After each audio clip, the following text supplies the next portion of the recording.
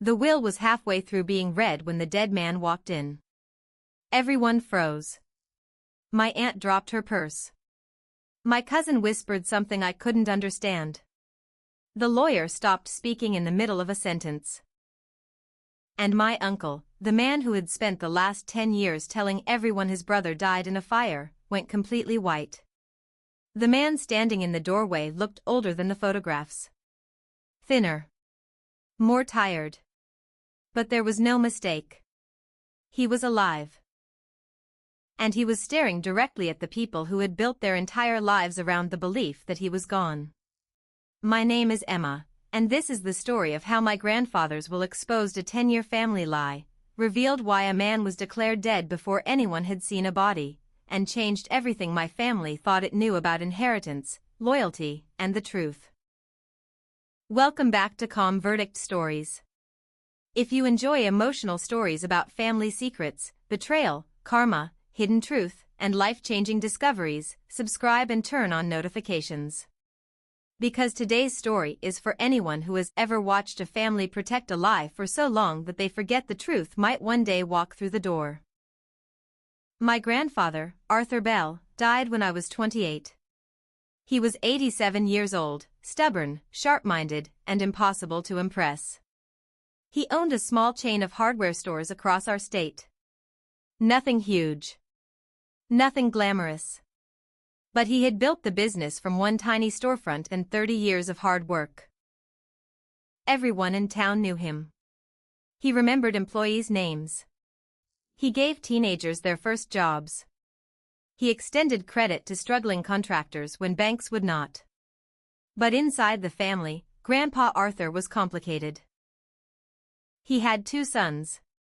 My father, Robert, was the older one. My uncle, Victor, was the younger one. And then there was a 3rd son. Or at least, there had been. His name was Daniel. Daniel was the middle child. The one nobody talked about. The one whose photograph was missing from the hallway wall. The one whose name made my grandfather go quiet whenever someone accidentally mentioned it. According to Uncle Victor, Daniel died in a warehouse fire 10 years earlier. The story was always the same. Daniel had been working late at one of the old Bell hardware storage facilities. A faulty electrical panel sparked. The fire spread quickly.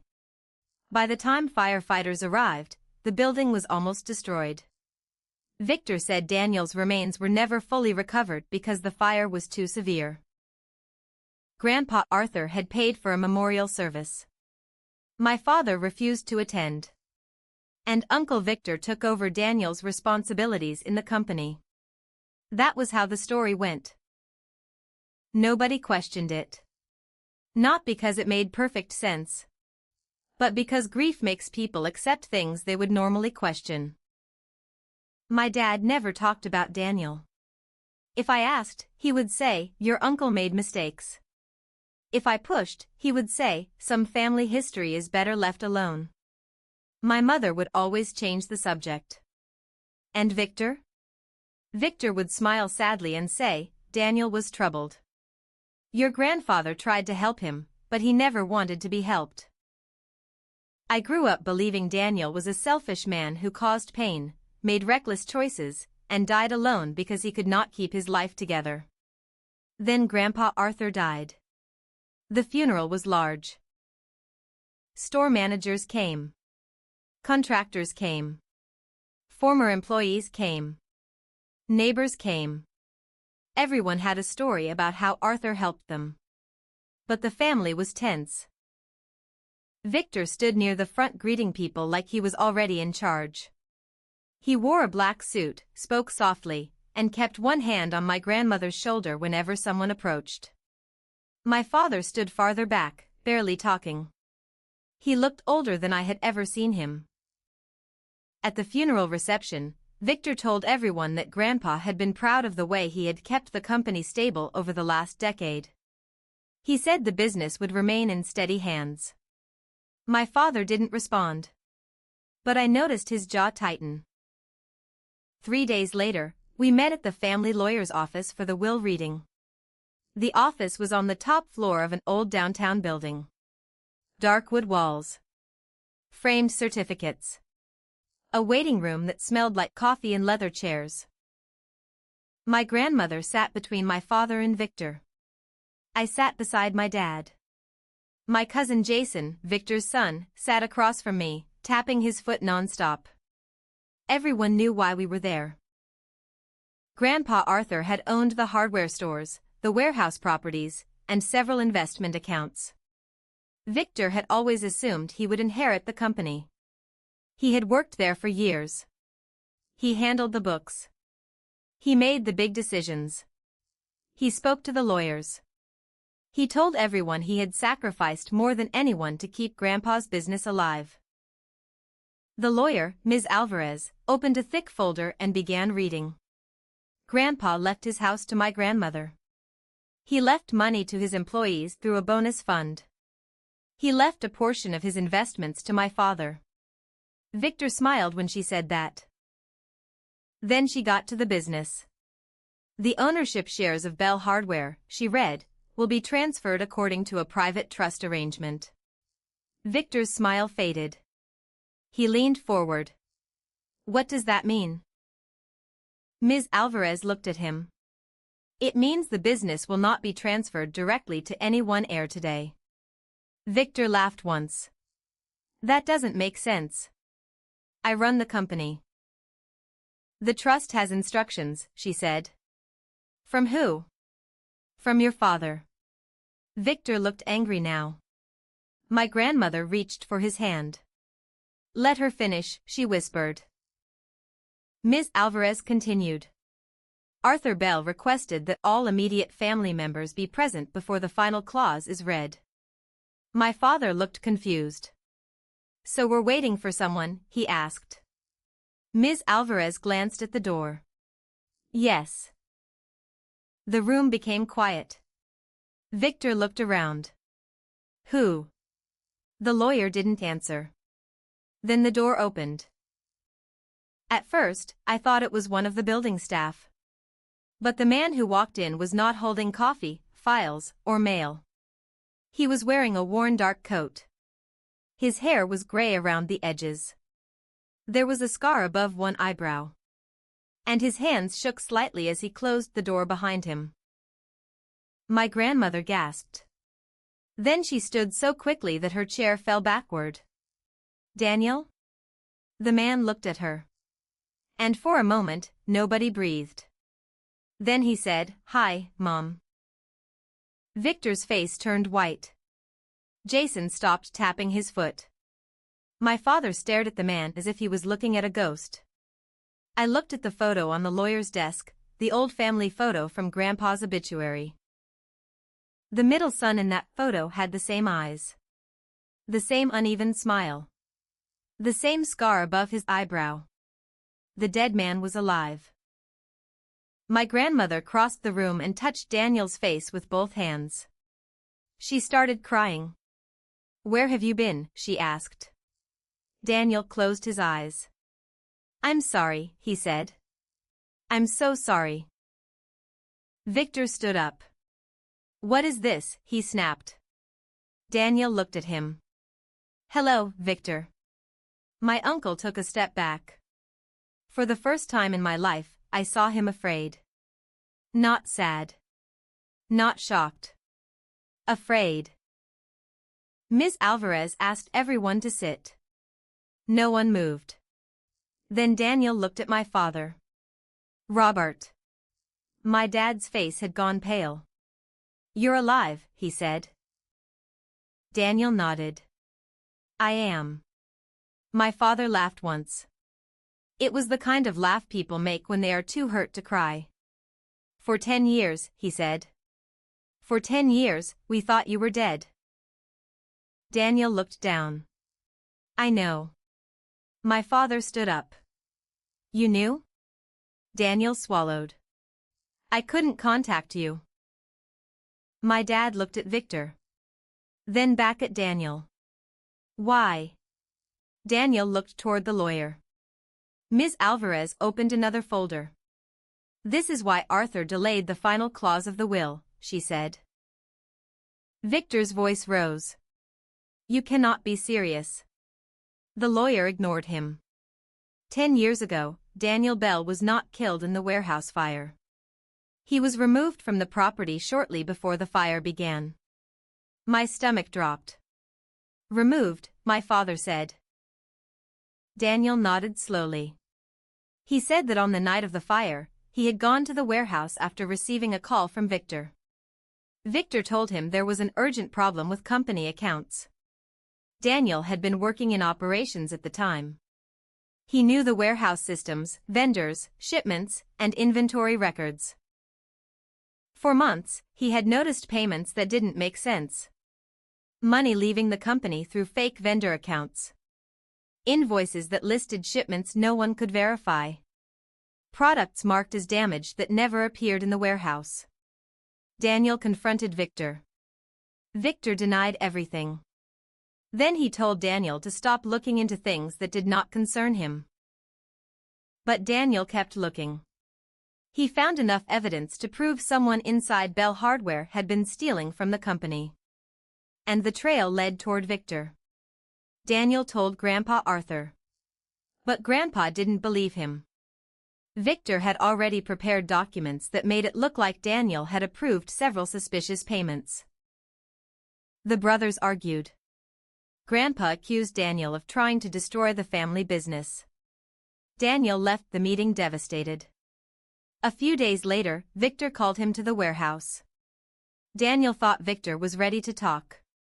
He wasn't.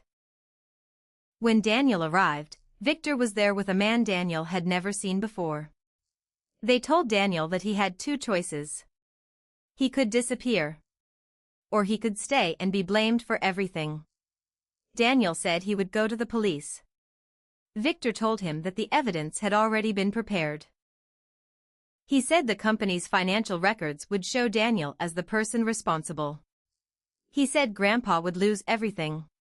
He said Robert's family could lose their home if the business collapsed. And then he said something that scared Daniel more than anything else. He said, if you stay, the fire will make sure nobody believes you. Daniel thought it was a threat. He did not realize how serious it was until the lights went out. The man with Victor grabbed him. Daniel fought. He was hit. When he woke up, he was in the back of a truck miles away from town. He had a bag with cash, a change of clothes, and a note. The note said, "Go. Do not contact anyone. If you do, Robert and his family will pay for your mistake." Daniel did not know what to do. He had no phone. No identification. No proof. And he believed Victor had enough power in the company to make him look guilty. So he ran. He went to another state. Then another. He worked under different names. He stayed away from newspapers, social media, and anyone who might recognize him. He told himself he was protecting the family. But he also knew he was afraid. For 10 years, Daniel lived with the belief that everyone hated him. That his father had disowned him. That his brothers believed he stole from them. Then, 6 months before Grandpa Arthur died, Daniel received a letter. It was from Ms. Alvarez. Grandpa had hired a private investigator after discovering inconsistencies in Victor's financial records years later. The investigator uncovered evidence that Daniel had been framed. Grandpa had spent the last years of his life trying to find Daniel. He never stopped looking. And finally, he found him. The letter asked Daniel to come home. At first, Daniel refused. He said he had nothing left to come back to. But Grandpa wrote him another letter. Ms. Alvarez handed it to Daniel during the will reading. Daniel opened it with trembling hands. The letter said, "Daniel, I failed you when you needed me most. I believed the son who spoke with confidence instead of the son who told the truth. I cannot undo the years I took from you. But I can make sure the truth is spoken before I am gone." Daniel read it silently. Then he folded it and put it back in the envelope. My grandmother was crying so hard that my mother had to sit beside her. My father looked at Victor. Is this true? Victor shook his head. No. Daniel is lying. He always lied. Daniel looked at him. For 10 years, you let Mom believe I was dead. Victor said nothing. For 10 years, you took the company, the money, and Dad's trust. Victor's jaw tightened. You disappeared. Because you made me afraid to stay. Jason stood up. Dad, what is he talking about? Victor looked at his son. Sit down. No, Jason said. What is he talking about? Ms. Alvarez placed several documents on the table. Old invoices. Bank records. Investigator reports. Statements from former employees. The trust documents. And a recording from one of the old warehouse security systems that had been recovered years later from archived files. The recording had no video. Only sound. But it captured Victor's voice at the warehouse that night. It captured Daniel saying he would not take the blame. It captured Victor telling him to leave. And then it captured the sound of a struggle before the recording ended. Victor looked at the documents. Then he looked at the door. For the first time, the man who had always controlled every room had nowhere to go. Ms. Alvarez read the final clause of the will. Bell Hardware will be transferred into an employee ownership trust. No single family member will control the company. Daniel Bell will receive a portion of Arthur Bell's personal estate as restitution. Robert Bell will receive a portion of the estate and a seat on the trust board. Victor Bell will receive no ownership interest and no authority over the company. Victor slammed his hand on the table. This is insane. The lawyer continued. Arthur Bell also requested that the evidence involving the financial misconduct be turned over to the proper authorities. My grandmother looked at Victor. Why, she asked. It was one word. But it broke something in him. Victor looked at her. For a second, he looked like a child. Then he said, I did it for the company. Daniel laughed. Not because it was funny. Like you did everything else, he said. Victor said the company had been struggling back then. He said he needed money to keep the business alive. He said Daniel did not understand what it took to run a company. He said Grandpa never respected him the way he respected Daniel. And there it was. The truth beneath the money. Jealousy. Victor had not stolen because he was desperate. He had stolen because he wanted to be the one everyone admired. He wanted Grandpa's approval. He wanted the business. He wanted Daniel out of the way. And for 10 years, he got exactly what he wanted. But lies have a way of becoming too heavy to carry forever. Victor was removed from the company immediately. The investigation into the old financial misconduct reopened. Former employees came forward. A warehouse manager said he had always suspected the fire was not an accident. An accountant admitted she had been pressured to alter records. A security contractor confirmed that someone had instructed him to disable several cameras at the warehouse weeks before the fire. The truth came out slowly. Not all at once. But piece by piece. Just like the lie had been built. Daniel moved back to town after the will reading. At first, it was awkward. My father didn't know how to speak to him. My grandmother could barely look at him without crying. And Daniel did not know how to be a brother again after 10 years of surviving alone. But he tried. My father tried too. They started with coffee once a week. Then lunches. Then conversations about the business, childhood memories, and everything they had lost. Daniel met my children. He brought them old tools from Grandpa's first hardware store and told them stories about how their great-grandfather started with one shelf, 2 hammers, and a borrowed truck. My grandmother lived long enough to see Daniel come home. She died a year later. This time, Daniel stood beside her at the funeral. And when people asked about him, no one lowered their voice. No one changed the subject. He was not a ghost anymore. He was not a scandal. He was family. Victor faced the consequences of what he had done. I will not pretend it was satisfying to watch. It was sad. Because he had destroyed so much for something he could never actually earn through money or control. Respect. Love. Belonging. The will was read. Then the dead man walked in. And in that moment, every lie my family had been living with began to fall apart. My grandfather's final gift was not money. It was truth. He gave Daniel his name back. He gave my father his brother back. He gave my grandmother a chance to ask forgiveness. And he gave the rest of us a lesson we will never forget. Never accept a story simply because the loudest person in the room tells it with confidence. Sometimes the truth is quiet. Sometimes it disappears for years. And sometimes, when everyone believes the case is closed, the truth walks through the door and sits down at the table. Thank you for watching Calm Verdict Stories. If this story resonated with you, leave a comment below. Have you ever discovered that a family story you believed for years was not the truth? Subscribe for more stories about family secrets, hidden truth, betrayal, karma, justice, healing, and life lessons. Until next time, stay focused, stay strong, and remember, the truth always finds its way back.